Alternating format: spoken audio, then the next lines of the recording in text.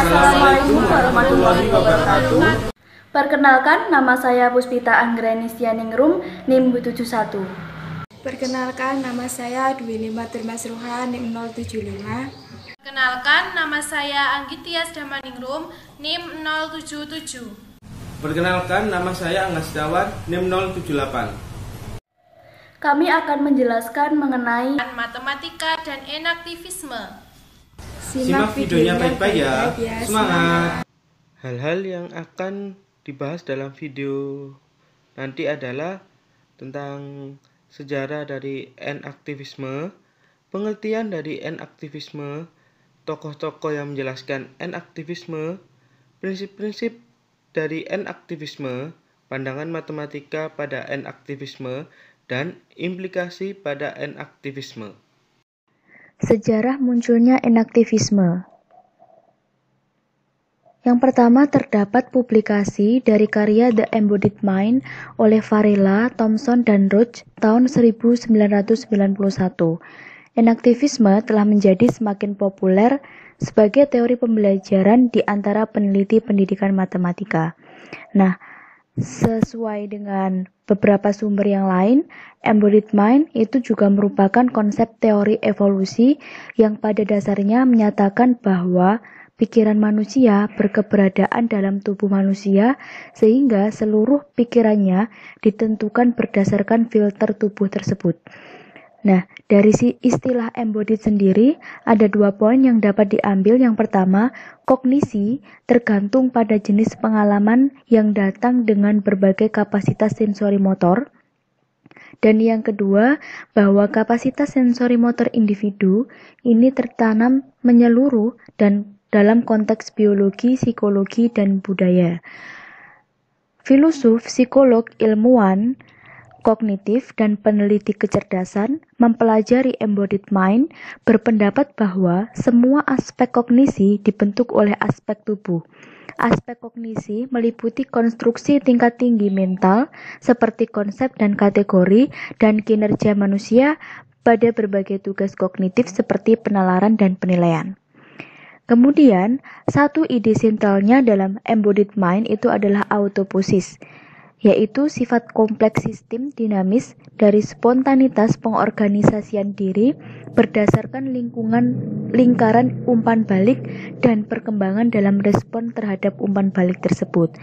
Nah, dari beberapa sumber yang lain itu menjelaskan bahwa autoposis adalah satu ciri khas dari teori sistem Luhmann. Luhmann membangun autoposis mengadopsi dari Maturana dan Varela, para ahli dalam bidang biologi. Autoposis berasal dari bahasa Yunani yang terdiri dari 2 suku kata, yaitu auto yang berarti sendiri dan poiein yang berarti membuat. Sehingga autoposis bisa diartikan sebagai mengorganisasikan diri sendiri. Yang dimaksud adalah suatu sistem sosial bersifat mengorganis diri sendiri, dan sistem sosial menghasilkan dan mempertahankan dirinya dengan menciptakan komponen-komponen sendiri. Kemudian muncullah beberapa pandangan terkait enaktivisme, yaitu Lakoff dan Johnson tahun 1980. Ini mungkin karyanya tidak terpublikasi seperti Embodied Mind ya. Jadi sudah ada enaktivisme sebelum Embodied Mind tahun 91. Lakoff dan Johnson berpendapat bahwa enaktivisme adalah teori dasar tubuh di mana pemikiran melalui peran metafora.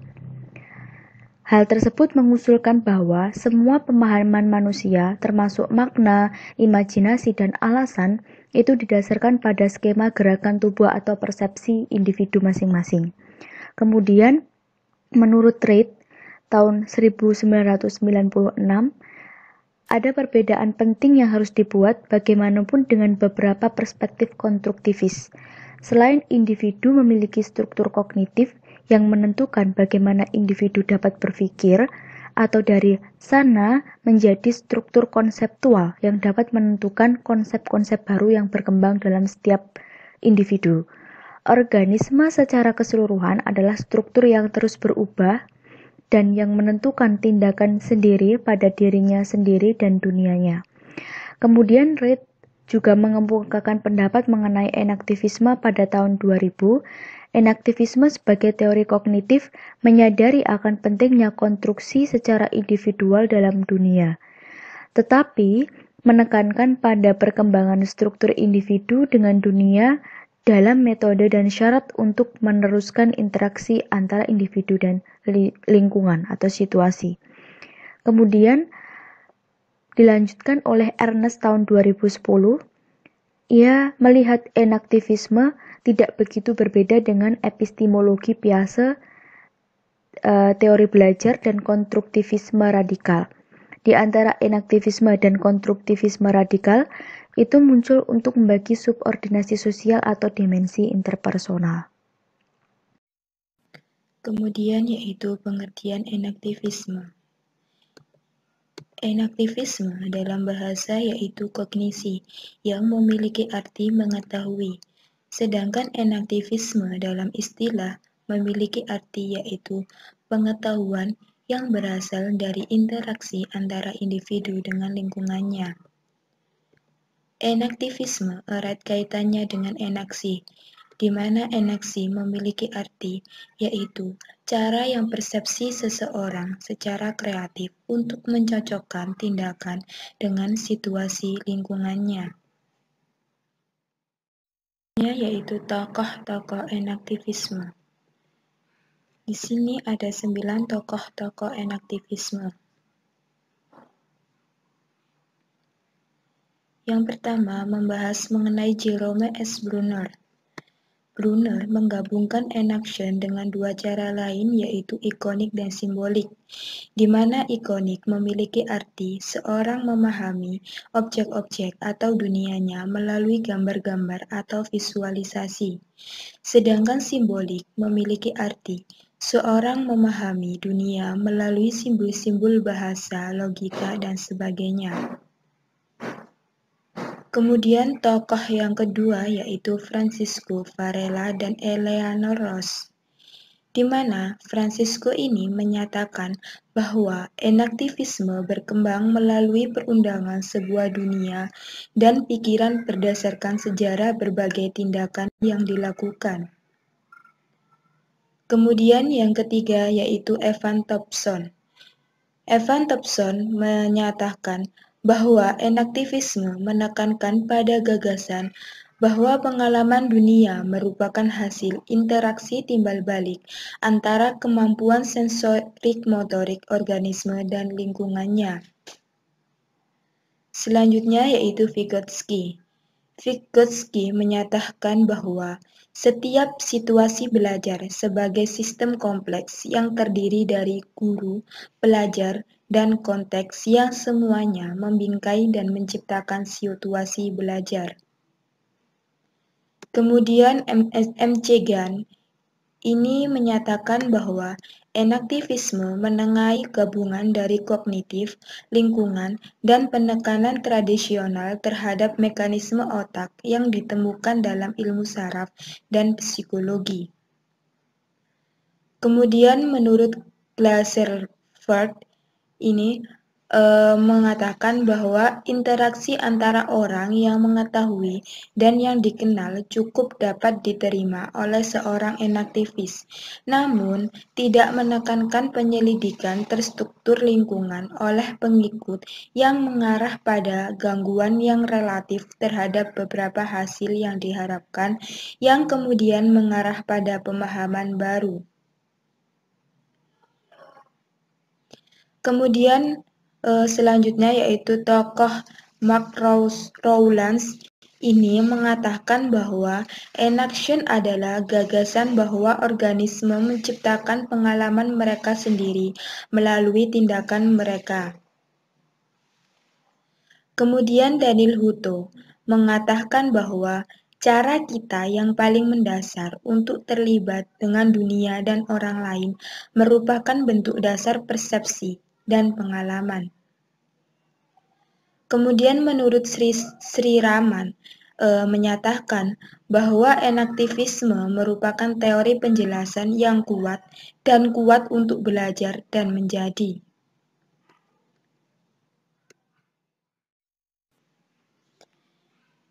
Demikian merupakan 9 tokoh dalam enaktivisme. Jika saya mengalami kesalahan dalam membaca nama-nama tokoh, saya minta maaf. Selanjutnya yaitu mengenai prinsip-prinsip dalam enaktivisme. Prinsip dalam enaktivisme ada 3. Yang pertama yaitu memberikan dorongan atau motivasi untuk selalu mandiri dan percaya diri. Kemudian yang kedua yaitu fleksibel dan bersifat menyelidiki dalam setiap pembahasan sehingga muncul pengetahuan. Kemudian yang ketiga yaitu memantau setiap perubahan yang terjadi dalam memperoleh pengetahuan yang baru. Selanjutnya, pandangan matematika dalam enaktivisme. Berpikir enaktivisme pada pandangan matematika. Pemikiran mendalam yang memiliki kemampuan berpikir enaktif. Dalam berpikir enaktif ini dibutuhkan kemauan dan kemampuan dari dalam diri individu yang nantinya akan digunakan dalam menyelesaikan suatu permasalahan, bahkan terkadang juga dapat menemukan atau menghasilkan hal-hal yang baru. Kaitan matematika dalam enaktivisme. Matematika mengkaji benda abstrak, benda pikiran, yang disusun dalam suatu sistem aksiomatis dengan menggunakan simbol atau lambang, dan penalaran deduktif menurut Sutawijaya. Menurut Hudoyo, matematika berkenan dengan ide gagasan, aturan-aturan, hubungan-hubungan yang diatur secara logis sehingga matematika berkaitan dengan konsep-konsep abstrak. Kaitan dalam enaktivisme bahwa dalam enaktivisme diperlukannya pengalaman-pengalaman yang dimiliki oleh individu mengenai informasi yang diperoleh berupa lambang maupun konsep-konsep untuk nantinya akan diproses kembali dengan pengetahuan yang diperoleh untuk menemukan sebuah penyelesaian atau penemuan. Pandangan matematika dalam enaktivisme. Berdasarkan pada teori dari Brunner, berpikir enaktif pada enaktivisme merupakan suatu pilar atau pondasi utama dalam mengembangkan matematika. Pada teori Brunner dijelaskan bahwa ada 3 tahapan, yaitu enaktif, ikonik, dan simbolik. Namun di sini dapat terlihat bahwa enaktif berperan sangat penting sebelum memasuki tahap selanjutnya, di mana diketahui bahwa enaktif merupakan tahap penguatan informasi pengalaman yang dimiliki untuk digunakan sebagai alat dalam mengaitkan informasi-informasi yang diberikan. Untuk yang selanjutnya yaitu enaktivisme dalam aspek pendidikan.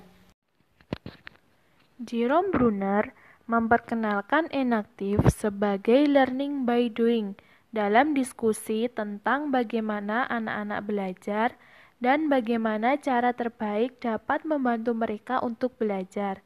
Enaktif dikaitkan dengan 2 cara lain dari organisasi pengetahuan, yaitu ikonik dan simbolik. Sri Raman berpendapat bahwa enaktivisme menyediakan teori untuk belajar dan menjadi, dan itu berkaitan erat dengan baik ide-ide perkembangan kognitif Piaget dan juga konstruktivisme sosial Vygotsky. Piaget terfokus di lingkungan terdekat anak dan menyarankan struktur kognitif seperti persepsi spasial muncul sebagai akibat dari interaksi anak dengan dunia. Menurut Piaget, anak mengkonstruksi pengetahuan menggunakan apa yang mereka ketahui dengan cara baru dan mengujinya, dan lingkungan memberikan umpan balik mengenai kecukupan konstruksi mereka. Enaktivisme dalam pendidikan sangat erat kaitannya dengan kognisi yang ada. Enaktivisme dalam teori pendidikan melihat setiap situasi belajar sebagai sistem kompleks yang terdiri dari guru, pelajar, dan konteks yang semuanya membingkai dan menciptakan situasi belajar. Selanjutnya yaitu enaktivisme bagi pendidikan matematika. Enaktivisme banyak dikritik karena tidak berhubungan dengan interaksi sosial. Hal ini membuat enaktivisme menjadi suatu fenomena yang diragukan kepentingannya dalam pendidikan matematika. Sebagai contoh yaitu komentar dari Ernest pada tahun 2010, bagaimanapun tampaknya tidak merujuk pada enaktivisme, namun lebih merujuk pada embodied matematik. Klaim bahwa bahasa dan peran orang lain tidak penting bagi enaktivisme jelas salah. Bahkan, justru pendidik matematika yang pertama menggunakan konsep-konsep dari enaktivisme dan konstruktivis radikal dan dihubungkan dengan hal yang merujuk pada fenomena sosial. Hal ini tampaknya telah dilupakan. Bisa jadi ini merupakan konsekuensi ide enaktivisme yang telah diadopsi dalam pendidikan matematika sehingga dianggap sebagai konsep terisolasi dan diadaptasi ke kerangka teoritis lainnya. Konstruktivis radikal telah mengadopsi konsep domain konsensual dan konsep embedded cognition telah diaplikasikan oleh para peneliti yang tertarik pada gerakan, tapi kelompok lain mengadopsi enaktivisme sebagai suatu kerangka teori. Ini tidak berarti bahwa enaktivisme sendiri tidak cukup. Namun, cara yang telah digunakan oleh konstruktivis radikal dan peneliti embedded matematiklah tidak cukup. Enaktivisme dalam pendidikan matematika. Dalam pendidikan matematika, kritik dari enaktivisme dan teoritis kerangka secara umum lebih sering membahas tentang cara mengatasi fenomena yang menarik untuk pendidik matematika daripada konsistensi internal. Lalu, apakah enaktivisme diperlukan dalam pendidikan matematika? Awalnya, penting untuk mempertimbangkan sifat teori dalam matematika pendidikan dari dua perspektif. Teori-teori dalam pendidikan matematika adalah contoh dari apa yang Bernstein sebut yaitu horizontal struktur pengetahuan, dan keduanya terjadi sebagai teori besar dan teori-teori lokal. Ini menetapkan konteks untuk penerimaan enaktivisme sebagai teori dan batas-batasnya ketika diterapkan untuk pendidikan matematika. Sekian hasil diskusi yang dapat kami sampaikan. Terima kasih. Wassalamualaikum warahmatullahi wabarakatuh.